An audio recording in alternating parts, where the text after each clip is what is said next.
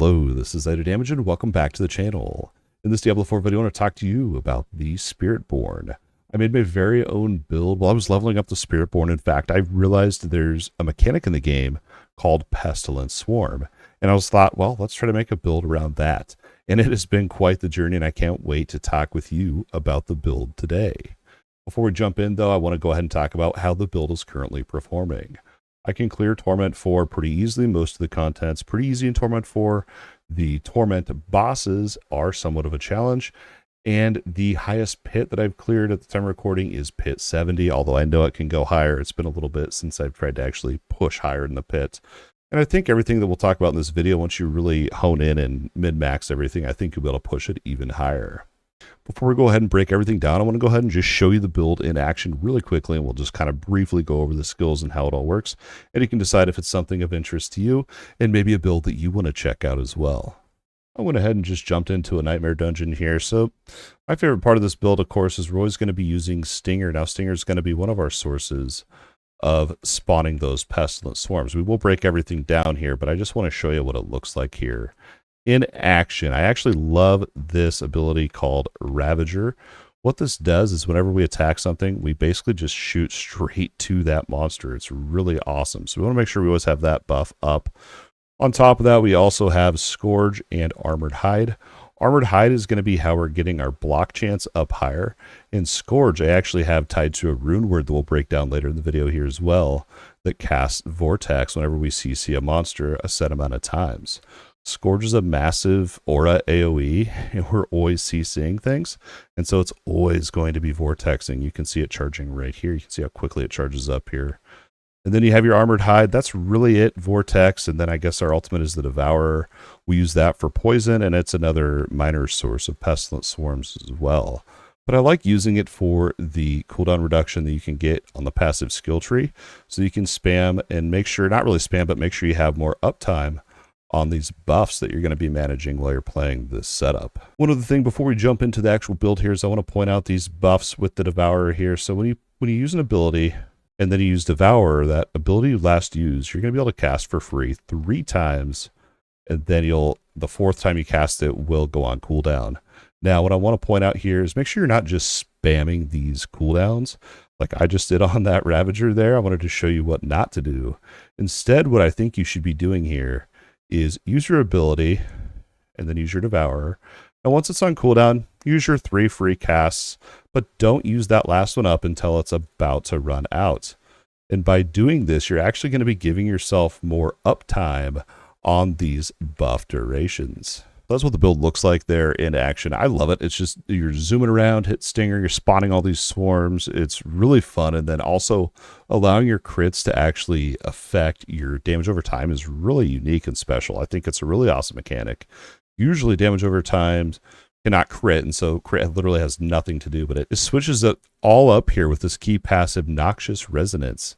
This is a key passive, and this allows it so that your crits cause poison enemies to burst, dealing 100% of the damage instantly, and then also kind of doing a splash damage as well. Now you can scale this damage based on your own critical strike damage bonus.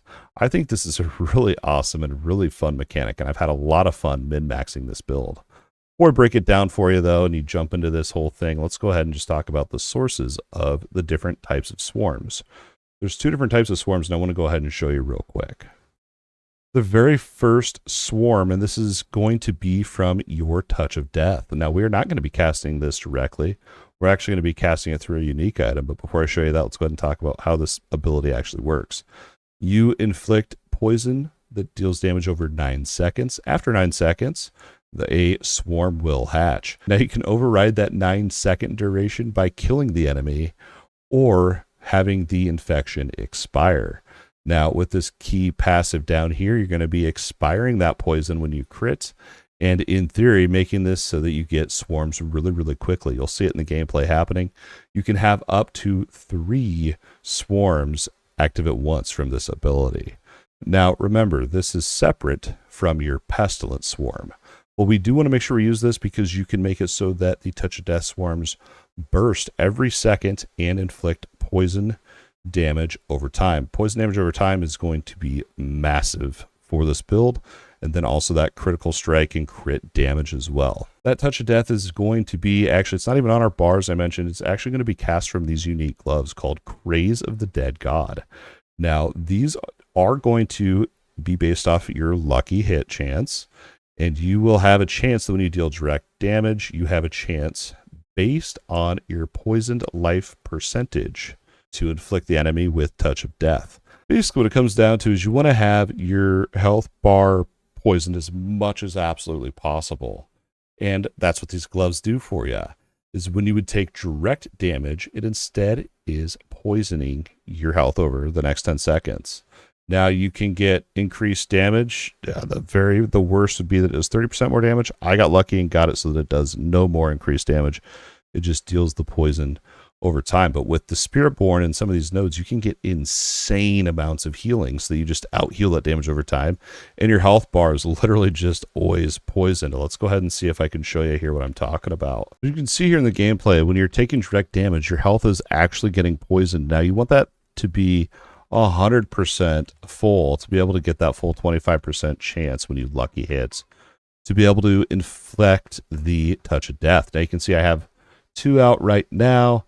I feel like it stacks up pretty quick once you really get just full-on blasting. Now, it's really satisfying when your health is completely poisoned and you're just out-healing that poison damage over time and inflicting all that Touch of Death. It's really awesome. Now, a legendary aspect I wanted to point out here, and I did try this one out. This allows us so that whenever you spawn a 4th or, beyond the 3 swarms that you possibly can, it'll get rid of one that's currently out and make it burst. And this is the insatiable aspect. Hopefully I said that correctly. But basically this is going to make it that when a swarm is replaced early, so when you spawn a new one in, it will make it burst for a certain amount of damage that it would have done over its full duration. Now, I tried this out, like I said, but I really was not a fan because there's more valuable aspects that would take this spot. And on top of that, this aspect does not inflict poison damage over time either.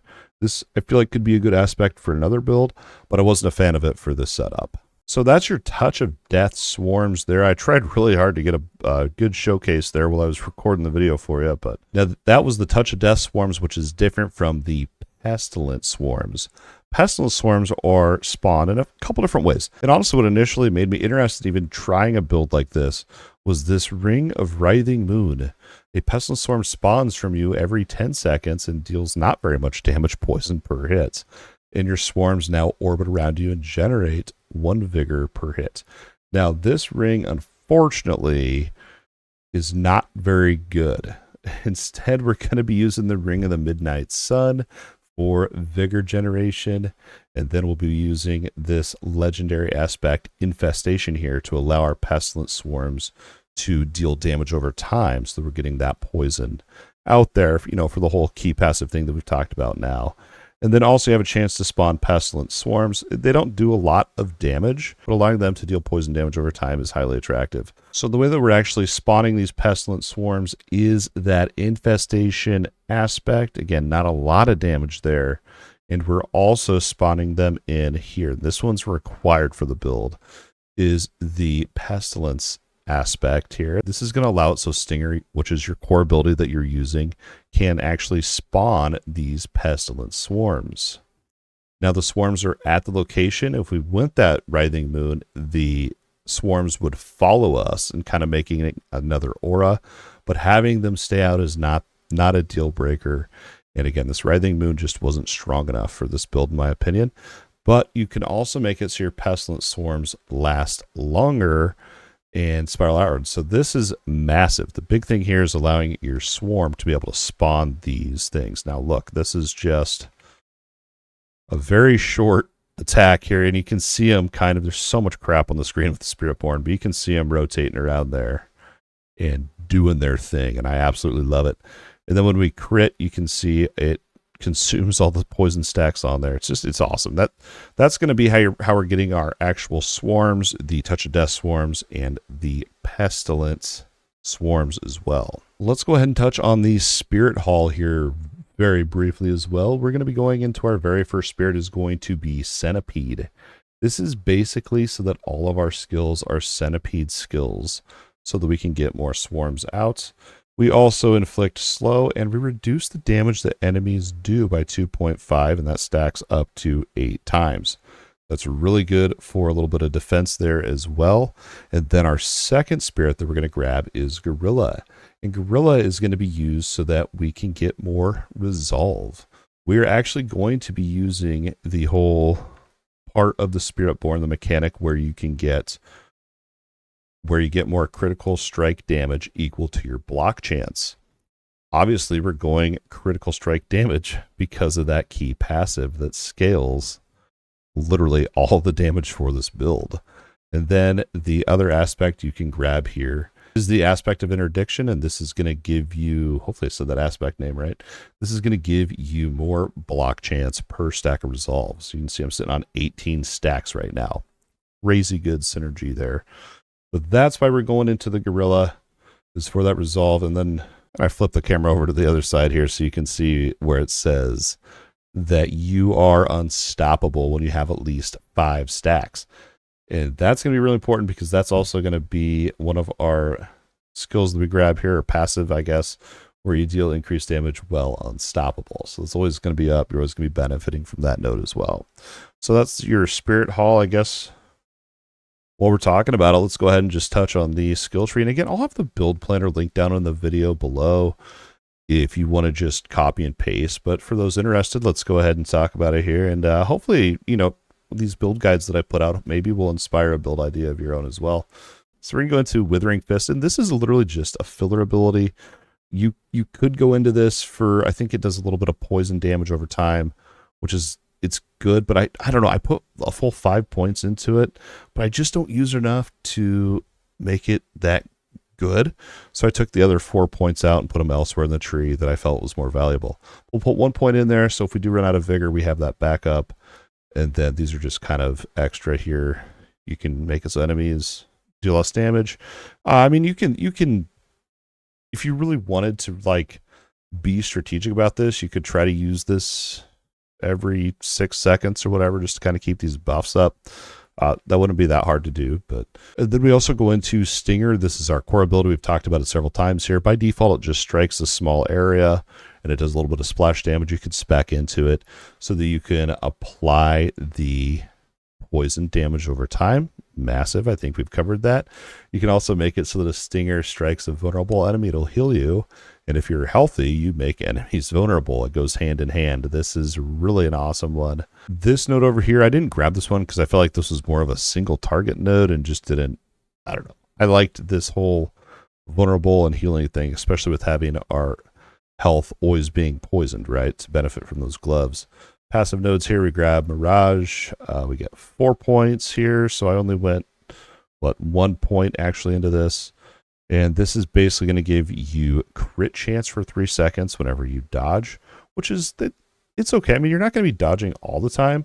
We do get a little bit of dodge over here from this Ring of the Midnight Sun, where we get counterattacks, passive effect. I believe you only have a 10% dodge chance. We'll talk about that one here in a little bit. And then the Unrestrained Power, I talked about the whole unstoppable thing from our Gorilla Spirit and the Resolve stacks. We also grab Ravager. I talked about this in the kind of the showcase at the beginning of the video. I like this one here, and I showed it at the beginning of the video when I was kind of showcasing the gameplay.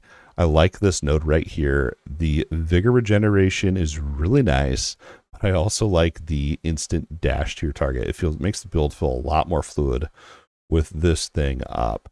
And then also being able to extend the duration of the buff as well. And it's really good to have that so that you can get more uptime on the other buffs that we talked about again in the beginning of the video. After that, we go down here to Armored Hide. This is going to be for that block chance. And on top of that, we're going to get maximum resolve stacks, which is huge. And then block damage reduction for every nearby enemy. Obviously, if you have a 100% block chance, why not get more block damage? I know you can get more block damage on the tree, but I haven't gone for that. Instead, I go for a little bit more damage and more of the niche nodes for this build. So counterattack, we're getting the passive effect here. This is not on our bar. This is actually just from that ring. And the only reason I spec'd into it here is so that we can actually get critical strike damage up to 30% based off how many enemies are close to you. We're vortexing enemies in. Enemies are always going to be close to you. We should always be getting that 30% crit damage bonus from this as well. And again, as far as I know, it doesn't even need to be equipped, so that's just extra damage right there. We'll take it. We also pick up Scourge, and I showed you at the beginning of the video why that is, and it's also for that crowd control, being able to vortex in monsters, and it also does poison damage over time. I'm going to grab a legendary aspect that turns this into an aura that follows us around. It's really nice. And then I went down here to get more vigor generation as well. If you're not having vigor issues, you can come over here to have a chance to lifesteal. Again, really great for healing, so you can out heal that poison damage. Now this node you only want to put 1 point into. This is anti-venom. And the reason why is once you have the mythic Andariel's Visage, you're going to always have maximum poison resistance. The 85% poison resistance always. But if you don't have Andariel's Visage, you may want to put more points into it to get more poison resist until you find that helmet. And again, we'll talk about uniques, legendaries, all that stuff here as well.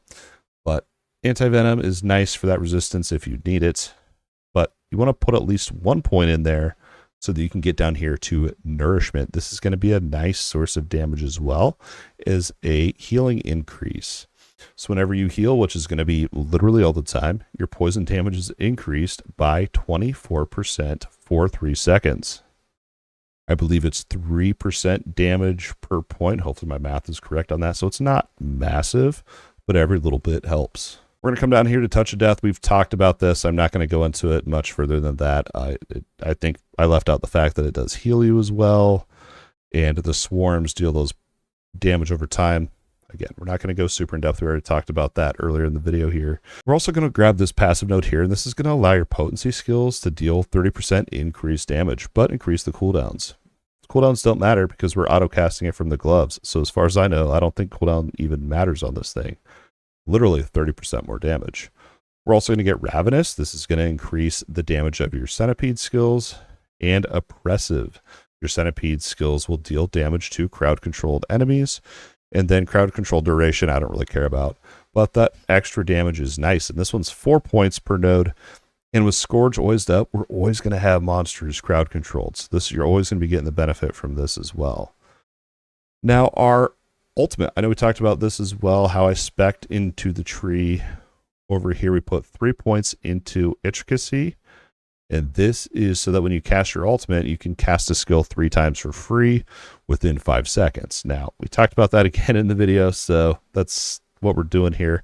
You could go into the Hunter and get even more casts of your ultimate, but I really like the Devourer because of this node down here allows you to unleash a Pestilent Swarm whenever a non-boss's health, so a monster's health, if the remaining life left is poisoned, they'll die instantly. Now, this is not going to proc very often, but I like having the chance for it to proc. So, I don't know. I've messed a little bit with these other ultimates as well, but I just like having that chance in my head, I guess, for that Pestilent Swarm chance. But I feel like you could probably get more damage out, and the Hunter would probably end up being better. Even the Seeker could be really good too. But I like sticking to the poison theme. And again, that Pestilent Swarm chance just kind of feels nice. In the key passive, Noxious Resonance, this is going to be what's allowing those poisons to crit, burst, and scale off our crit damage. It's like you have to have that for the build. Let's go ahead and take a break from skill trees and let's go ahead and talk about gear a little bit. Let's spice it up. The helmet I touched on here is Andariel's Visage. If you can't get your hands on an Andariel's Visage, what you could do is you consider using one of these Godslayer crowns. This is going to be whenever you immobilize an elite, you pull in all enemies and deal damage. And then against bosses, it's just triggered when you deal damage. So again, Andariel's Visage is just going to be better overall, but that's an option that you have if you can't get your hands on it.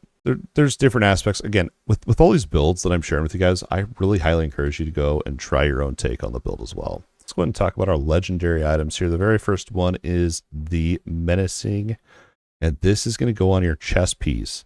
This is going to be what enables your Scourge to continuously cast around you. You can see if I don't have this on, it literally just casts once, and that's it. You can see it doesn't even... just a one-time cast. That's it. You got to have that legendary aspect. And then that is going to tie into that rune that we'll talk about here in a little bit. Now, next legendary slot is going to be your pants, and this is going to be the interdiction aspect. We talked about this earlier in the video as well. This is going to give you block chance per resolve, which is going to go hand in hand with your amulets. It's another legendary aspect you're going to use. And this will give you increased critical strike damage equal to a certain percentage of your block chance. And then if you block, it will be doubled for 10 seconds. Really, I mean, this is really strong synergy with these two legendary aspects. Now, the last two legendary aspects, and they are super important, required for this build, is that pestilence aspect. And this is what allows our stinger to spawn those pestilent swarms. We talked about this at the beginning of the video. We also have infestation as our other legendary aspect, again, required for the build. This gives your centipede skills, which is all of your skills, a chance to spawn a pestilent swarm. But the most important part, again, in this aspect is that you have your pestilent swarms are now able to deal damage over time, which is massive for this build. Those are your legendaries. Let's go ahead and touch on the uniques. We talked about Andy's several times now. We talked about the gloves, I believe, in the video earlier as well. Craze the Dead God, absolutely required for the build. This is what is allowing you to auto-cast Touch of Death, getting out those Touch of Death swarms, getting more poison damage over time. But you also get Nourishment on here, which is what I want to get a full 3 masterwork on. Nourishment is that passive node that is giving you more damage when you heal. So I hopefully I can get a 3rd masterwork. We'll see how much I want to keep masterworking that. And the boots, Yen's Blessing, these are going to help out. This makes it so every 8 seconds you have a chance to cast a non-mobility, non-ultimate skill that is currently on cooldown. So this is going to help with the uptime on your 3 buffs, Ravager, Scourge, and Armored Hide. I guess Scavenger is not really a buff, but it is something that we want to maintain, and this would work for that as well. And the other part of these boots that are really nice is the resistance to all elements. As you go up in Torments and into Torment 4, you're going to have, at least I have a hard time capping my resistances. These boots help out astronomically. The other unique item we're going to use here is Ring of the Midnight Sun, and this is going to, the main reason we're using this ring is for that vigor regeneration. Whenever you critically strike, you get 50% of the vigor you spent in the last 2 seconds. But another massive part of this is that critical strike damage. Again, that's what's scaling our damage from that key passive. So this is a really good ring. All right. I know I've said it several times. We'll talk about rune words later. Well, now's the time. The rune words that we're going to want to be using here, the very first one is for that Scourge, and this is going to be Knock Cry. This is going to be whenever you crowd control an enemy that is not a slow. We're going to actually be using Fear from Scourge. But once you crowd control them 30 times, you will cast Vortex. In massively densive maps, this is going to be all the time. I mean, you're going to be vortexing every at least 2 to 3 seconds. It's really good, really fun to use. The other rune word we're going to use here is Tam Eom, and this is going to be whenever you cast a non-channeled core skill, which is Stinger. That's our main ability. Once you cast it 4 times, you're going to reduce your active cooldowns by 0.1 seconds. Now you can see that is right here. You can see that it is happening pretty much all the time. We're always reducing those cooldowns, and it helps out with that buff uptime as well. Those are your rune words. Let's go ahead and jump back into the skill tree, and this time we're going to be talking about your Paragon board. Now, we're not going to go through the exact everything. I just want to kind of touch on the glyphs. And if you want to just copy and see the entire route that I go, again, I'll have the build planner linked down below in the video. Now, the very first glyph we're going to take is Fester. And what this does is every 5 dexterity that you purchase within range increases the damage of your centipede skills. You're going to make it so your centipede skills deal more damage to crowd-controlled enemies. That's obvious. And more poison damage. Pretty obvious, I think. Damage to elites. And then we also get damage as well. The next glyph we're going to go to in the Paragon board that I chose first is Convergence. And this is basically just going to give you 30% more damage, essentially. And there's also some nice nodes on here that make you do more non-physical damage. So that's affecting your poison damage. And you can actually, there's 2 of them right here. It's literally 80% more damage right there. It's awesome. I liked this one for the maximum resistance, but the max life as well. But I think this was more of a travel node just to get down to that convergence node. Now the glyph we went with over here is fitness. This is going to make it so every 5 dexterity that you get in range increases your critical strike damage. I think we've talked about critical strike damage more than we even need to at this point. That's how we're scaling our damage for the build. And then also crits generate vigor. This is a really good board as well because there's 2 damage nodes down here that you can grab. And that's another 80% damage. So if you're doing the math, that's literally 160% more damage just from these 4 nodes. This is a really good board for that. The next board we go with, and I don't even spec into the node, is Infighter. Infighter is a good node, but it's quite a travel to get to for only 9% damage increase. The 18% attack speed is nice, but points are better spent elsewhere on the Paragon board, in my opinion. The glyph we pick over here is Consumption, and this is going to buff up our Pestilent Swarm damage, our poison damage, and also we do more damage based on how many swarms of Pestilent Swarms and Touch of Death Swarms we have out. I don't think I need to say more on that. It's good. That's why we go with this. And again, this one has another double damage nodes right here next to it as well. And even on these other ones too that I kind of briefly went over, you can get even more damage just from the blue nodes as well. So it's a lot of damage you get from the whole Paragon system. It's awesome. The next board we go here is Revealing, and this is going to be so you have a chance to knock down vulnerable enemies, and you deal increased damage to crowd-controlled enemies. Again, with Scourge, we always have things crowd-controlled. The glyph we're going to go here is Bane, and this is going to increase our poison damage. And then we will also have a chance for poison damage to deal double the amount of damage over the duration. This is where you're going to see, I feel like, some of those big jumps in damage numbers is from this. We have damage to crowd-controlled enemies, vulnerable damage, lucky hit chance again. I don't know if I touched on it a whole lot, but the lucky hit chance is not only on those gloves that we talked about, but it is also on your Andariel's Visage. So I usually aim for around 40% lucky hit chance, but you can get closer to that through consumables as well. Back to the Paragon board, though, before I rabbit hole again. The very last board that we're going to go with here is Bitter Medicine, and I don't know, the legendary node, it sounded awesome, but it's really not that good. But I thought it was cool because you could scale it off your healing receipt bonus. Again, it's not very good. Basically, whenever you heal for 100% of your max life, which is literally all the time, you deal damage to close enemies. Again, the legendary node's not that great, but it'll probably be the last thing I pick up after I get these attack speed nodes down here. And I think there was something else I was going for too. But the glyph we're going to grab here is Spirit. This is going to give us crit damage to elites. And then also when we crit, we can deal 15% more damage to that enemy. And this one's really nice as well. You can get damage nodes right next to each other. That's kind of a quick little look at the Paragon board that I have set up. So that was the Paragon skill tree. Let's go ahead and just touch on itemization here. I know we talked about legendary aspects, and I kind of glossed over the whole itemization aspect here. But over on your chest piece, you're going to want to get maximum life, dexterity, and I like the resistance to all elements. This is a slot where you could go into healing received if you wanted to try to mess around with that Bitter Medicine node, but this is what I have set up. And then on our tempers, you want the stinger size and the armored hide active duration to help with that uptime.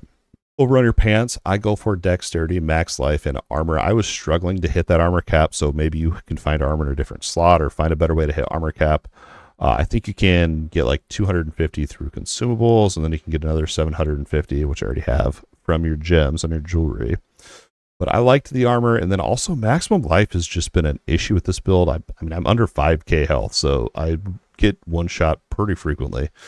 But that's why I'm trying to get more max life on my Ami as well. But yeah, the pants is dex, max life, armor. Our tempers, I go stinger size, and max stacks of resolve. I think that's pretty obvious why, for that block chance, which gives us more crit damage. I would probably try to masterwork the resolve stacks, but I mean, I got a 3 hit here on max life, so I'm probably going to leave these, honestly, for now. But yeah, or I'd probably try to get the masterworking to land on the max resolve stacks. Over on your weapon, you want to get maximum life, crit damage, and damage. Now, if you're feeling really ballsy and you would don't mind getting one shot all the time, I mean, you could drop max life for a damage or something like that, but I need, that's a lot of max life there that I'm getting from that. So dexterity, max life, crit damage, and then on your tempers, of course, crit damage. And then we go for the chance for Stinger to hit twice. Pretty awesome. I'd probably try to masterwork the crit damage on this. Now over on your ring, you're going to want to get crit damage, lucky hit chance, and then I know I don't have it on this ring, but I'm trying to find one that has good max life on it. But you can go crit chance. That once I get this and the AMI sorted, my health will be in a much better situation. Well, we do need that lucky hit chance as well. Again, you want to aim for about 40% lucky hit chance, and you can get a little bit of help with that through your consumables. Mine's a little bit low, so that's why I use one of the consumables to up that. Yeah, over on your ring, I would recommend going for crit damage, max life, and lucky hit chance. And then on your tempers, you want crit damage, as well as I went for the Devourer cooldown on there.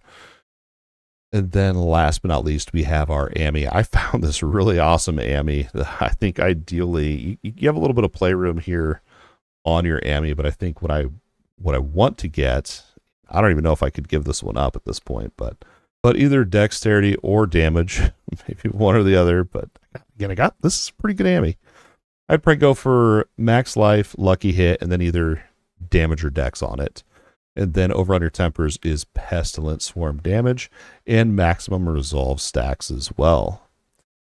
Now, again, the maximum resolve, I don't know if I'd masterwork on this one. Again, I've got 2 hits on the damage. I really like this ring. I've said that like 4 times now. It's a pretty good ring. But that's the kind of itemization and the rules that I would be going for on my legendaries. And again, I have that all laid out in the build planner. Make sure you check it out. Now for consumables, I know I mentioned it a few times, but over here on the Elixir of Advantage, you can get the 15% lucky hit and attack speed. Now, if you're good and you have those awesome rolls on lucky hit, you could go into the Elixir of Precision, which is going to give you 35% critical strike damage. Really, really good source of damage here. And then over on our incense, you can use 3 different types of incense. You can see there's 3 different types, and it says in the kind of the captions and the gray letters down there, there's a type 1, a type 2, and a type 3. So the first one I use is Queen Supreme. This is going to give us dexterity. I also use Soothing Spices, and this is going to increase your maximum resistance as well as give you armor. Maybe I could drop a little armor on my pants with that incense. Anyway, we also have Chorus of War, which is going to give you stats, crit strike, and overpower damage. Those are the 3 consumables that I run. Now let's go ahead and talk about mercenaries real quick. Subo I always run for the cooldown reduction right down here for Thrill Seeker, and then Variana we go into Bloodlust for that attack speed. That's my mercenary setup. Super short and sweet on that one. And that's going to wrap it up for the Spiritborn Pestilent Swarm Stinger build. Hopefully you found this video useful and or entertaining. If so, don't forget to hit that like button and subscribe to the channel. Please consider becoming a YouTube channel member today and unlock some awesome perks, such as early access to videos. When I put out a whole bunch of videos all at once, you can gain early access so we're not spamming our subscriber feed. You also gain some behind the scenes, as well as some fun bloopers that I find while I'm editing videos. It also helps the family out a lot as well. Don't forget, your view alone means the absolute world. As always, thanks for watching, and we'll see you in the next video.